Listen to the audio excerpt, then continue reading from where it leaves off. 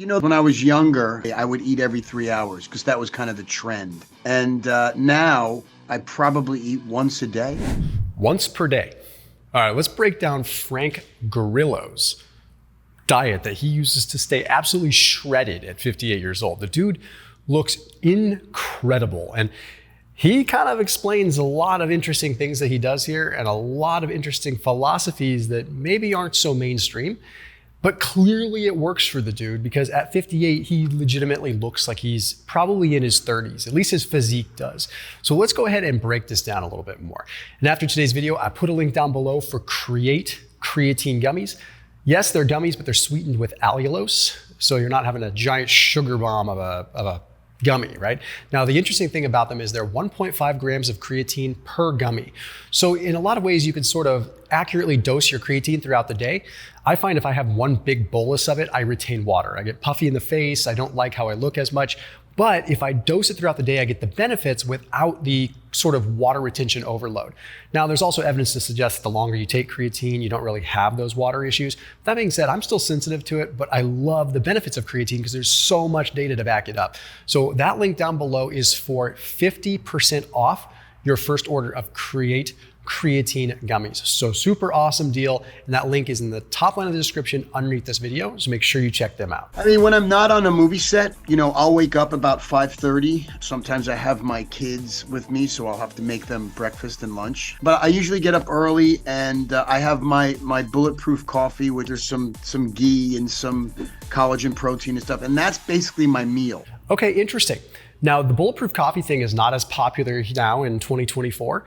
I'd be curious if Frank is still doing that. I have some mutual friends with Frank, so I reached out to him and trying to get him on the channel. Let me know if you'd actually like to see that. I think we'd have a lot to chat about. So it's not really intermittent fasting, technically, if you're having the bulletproof coffee. Just want to put that out there. That being said, people that are metabolically healthy get some solid benefit out of this. The thing with bulletproof coffee is I don't think that people that are metabolically unhealthy or very overweight should just be doing this for the sake of doing it. In my opinion, the way Frank is doing it is the way to do it. It almost becomes a breakfast replacement. But make no mistake, you're still fasting, right? You have the butter, the ghee. I like that he mentions ghee. Ghee is butter without the milk solids. And it is rich in what are called short chain fatty acids. So there's evidence that it could be good for your gut in that sense by helping support the short chain fatty acids that normally produce after the microbiome has kind of had its way with fiber.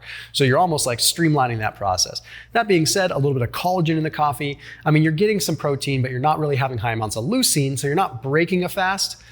But the calories, I mean, you're probably talking 200, 300, 400 calories, depending on how much fat you're putting in that coffee.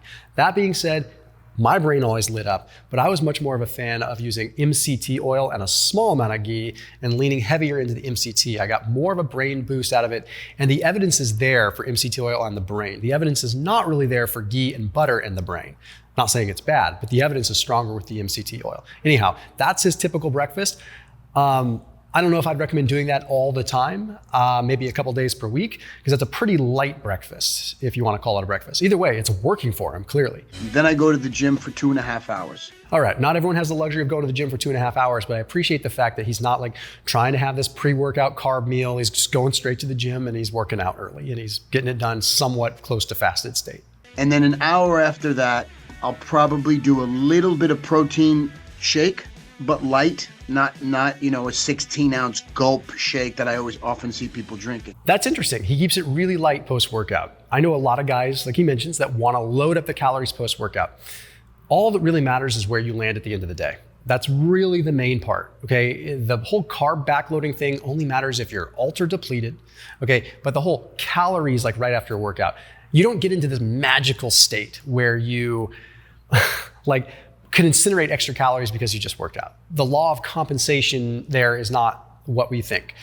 It's going to be extrapolated throughout the course of the day, and that's when it's gonna matter. Maybe even the course of the week, because I could go train hard, be in a deficit like a mad dog today, and overeat a little bit tomorrow and probably come out in the same spot as if I were to try to load a bunch of calories right after my workout. As a matter of fact, I might even put myself in more of a deleterious state for building muscle and burning fat if I like overloaded food right after my workout. So I like that he just keeps it light. He basically just stops the muscle breakdown. He stops the catabolism, stops that, gets some protein in the system, and then moves along. And then I'll wait till about 5 o'clock.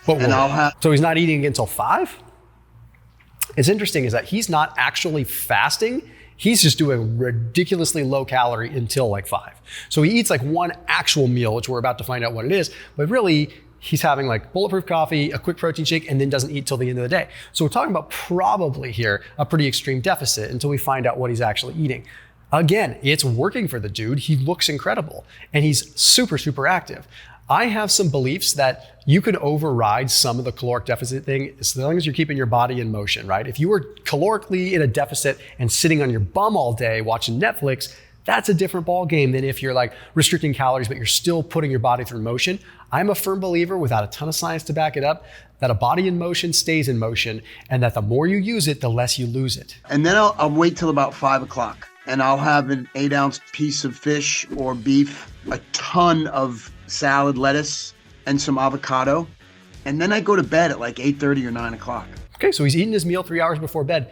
That's amazing. He's not eating much though. So I'm inclined to think there might be a little bit more there that we're missing, but essentially he's doing one meal a day. Maybe his portions, are not like what he thinks they are. Because 8 ounces of steak or 8 ounces of fish, I mean, you're talking maybe a few hundred calories. You're talking greens and avocado. I mean, his calories based on my count here are probably like 1,200 to 1,500. And he's training 2 hours a day. He's got to have some other stuff coming in. So my guess is that maybe there's some like additional fats that are making its way into that meal, or maybe he's going with a ribeye and he's getting fattier cuts. There is evidence now that 1 meal a day type diets work just fine as long as your calories are where they are. He also there's a chance that his metabolic rate has just slowed so much as far as what he requires to eat. Full disclaimer, I don't eat that much. I probably eat like 2,500 calories a day, but for a guy that's 185, 190, runs as much as I do, lifts as much as I do, that's pretty low. But if I overeat, I don't really gain fat. I just thrive in that lower range when I feel more mentally optimized. And he's an actor, so he's got to use his head. But very low carb, so he's definitely in a ketogenic state in combination with this 1 meal a day type thing. Let's keep listening. So it's boring, but if I kind of stray too far from that, I don't feel well. I do like drinking wine, so there's that. All right. I mean, you got to have your vices where you have your vices. A lot of the newer evidence does suggest that like no amount of alcohol is good for longevity. However, he is clearly fit, and I think a little bit of wine is probably doing him just fine. I'm not worried about that. He says his diet is boring. I mean, it is. Whether or not there are other things coming into his diet that we're unaware of, because this is one snapshot interview, the guy is realistically probably between 5 and 7% body fat at his age. And our caloric needs kind of go down as we get older. But one thing that does go up as we get older is our need for protein, because our rates of muscle protein synthesis decline and our rates of muscle protein breakdown increase. So after age 40, training becomes so much more important, but you almost have to 1.5x the amount of protein you were taking in when you were 30, when you're 50. Right? So you gotta increase that protein. So that would be one concern for Frank, is if he wants to keep up the training he's doing, I'd encourage him to increase that protein a little bit more, maybe just even stick with that 1 meal a day protocol, but double the protein intake, and then just maybe eat it a tad earlier so you have time to digest before bed. A couple of years ago, did a movie called Boss Level with Mel Gibson. I was kind of like an action figure in a game. So next he goes into what he did when he trained for a specific role and talks about his diet then. It's kind of interesting to hear his insights here. I trained twice a day for 5 months with my trainer, and I ate every 3 hours, lots of chicken and steak. I put on about 20 pounds of muscle, which it's taken me about 2.5 years to get back to a place where I'm starting to feel normally. Interesting. So clearly he's a hyper responder, right? You do have these people that are just genetically gifted.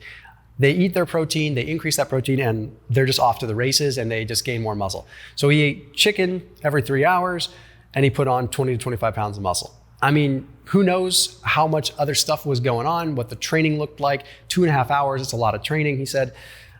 But it took him a couple of years. So he is one of these people that responds well to a lower intake diet. Like, people like that just exist, and you might be one of those people, and that's okay. But just know that if you do have surpluses, it's going to be a bigger lever, right? So think of it like this. It's called energy flux. If you have more energy moving through a system, if I eat 10,000 calories a day but burn 10,000 calories a day, if I accidentally go overboard 500 calories, it's a small blip on the radar.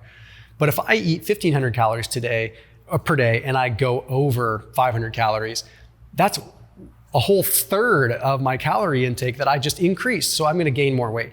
So He is so dialed, he probably doesn't have to worry about it.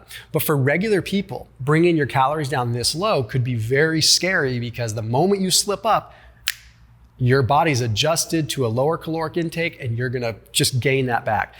Dr. Tommy Wood put it well for me. He's like, Thomas, you're such a machine that your body probably just incinerates and disposes of extra calories. That's probably the case of what happens with Frank, right? Like he is in such a deficit all the time, but his body thrives on that. When he overeats, his body's just like, get it out, boom, and it moves out because it's happening as such an anomaly compared to like someone that has a slow metabolism but is metabolically unhealthy or sedentary. Yeah, I mean, it was similar. I was lifting a lot of weights. All of us lifted a lot of weights. Who could outdo the next guy with Evans and Mackey, and all these guys are, ego-driven young bucks. So, just lots of quality proteins. I don't like to eat. I'm not a good chewer, and so it's difficult, every 3 hours to stuff food in your face. I like eating the things I like to eat, but to eat frequently is just a chore for me.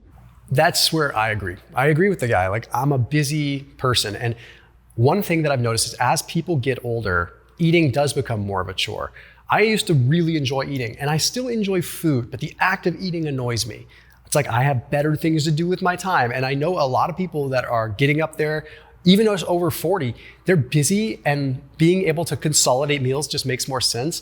And it reduces the sort of brain damage that comes with having to think about it all the time. So I relate and I understand, and I'm here to tell you that these methods work. You just have to make sure you're eating enough in those short condensed blocks. Next up, he's asked if he counts macros, proteins, fats, and carbs, which I think is kind of interesting. Let's see what he says.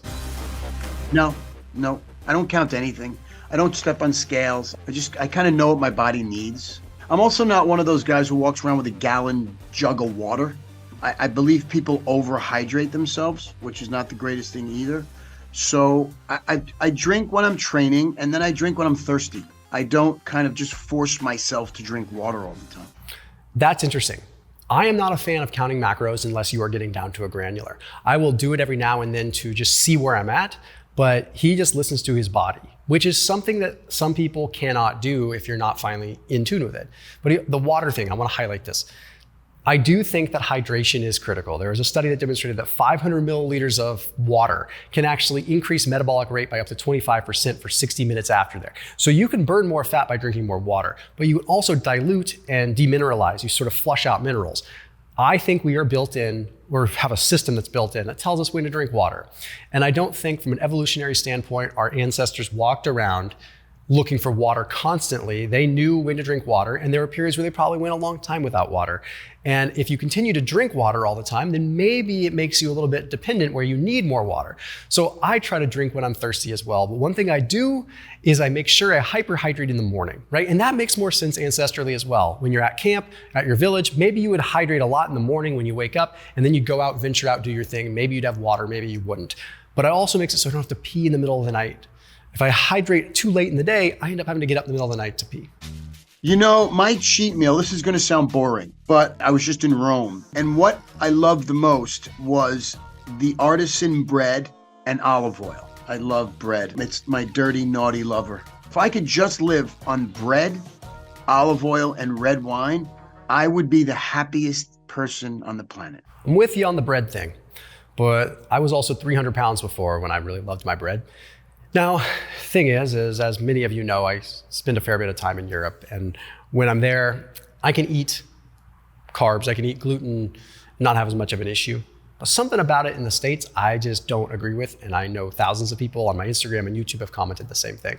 So French bread in France or French bread in Italy, locally created, freshly baked, I'm perfectly okay with. Is it a refined carb? Yeah, it is.